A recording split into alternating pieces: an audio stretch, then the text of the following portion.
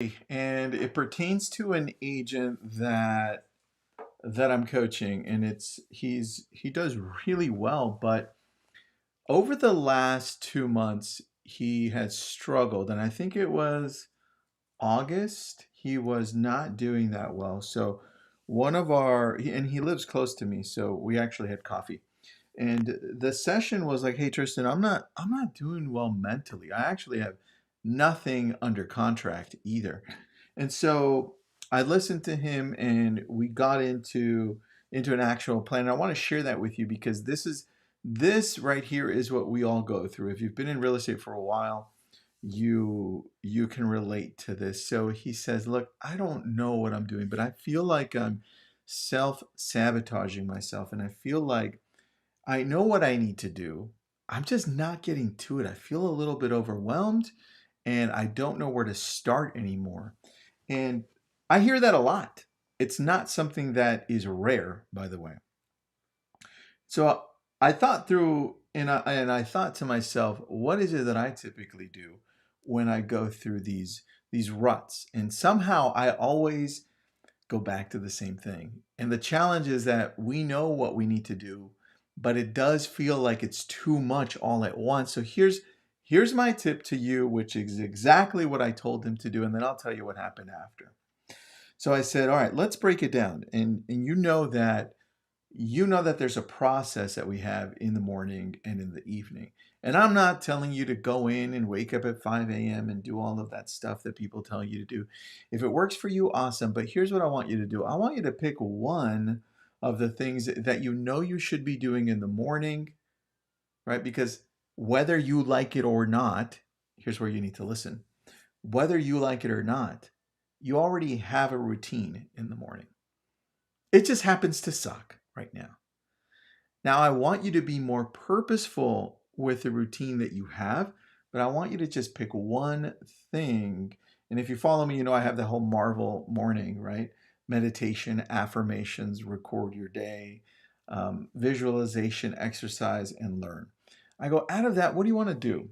He's like, "Well, I really like walking, and it's been a long time since I was walking." I said, "Well, do yourself this favor and start walking in the mornings. Where do you think you can fit in 10, 15, 20 minutes?" He said, "Okay, I know exactly where I can fit that in." I go, "Great. I love that it's walking because as you walk and you start walking a little bit harder, right? Some chemicals start releasing in your body and you start feeling good, right? This is just science." And so he said, "Okay, I like that one thing." And I go, "There's also one other thing that I want you to do, either in the evening or throughout the day, depending on where you want it to be, right?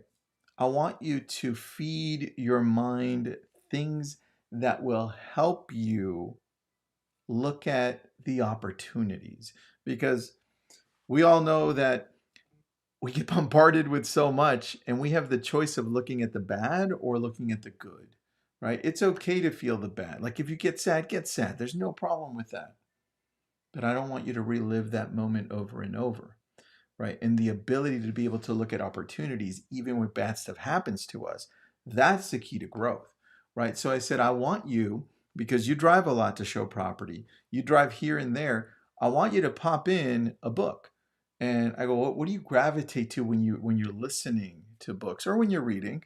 Right? He goes, "Well, I love stories and I would love for it to be more real estate related." I said, "Great. I've got a list of these great books.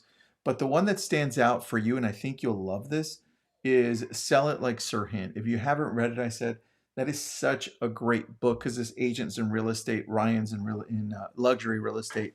This agent's in luxury real estate. And so I said, all I need you to do is to pop it in, listen. It's really engaging. He goes through the challenges were, very similar to yours. Let's do that. Those are the two things I want you to focus on. That's it. You know what you need to do. On the other hand, you know that you need to be following up, but you're not doing it because your mind's not right? You're not doing it because you're not feeling it. You're feeling overwhelmed, right? And that's often the case with just life in general. We get so overwhelmed, we don't know where to start. So I simplified it for him. Now you fast forward to as of yesterday, he just put in his seventh home under contract in the span of 2 weeks. And so he's in my area, so you know the price points are insanely high. And that's 7 under contract. He had 0. And it was something so simple. I want you to take a look at where you're at.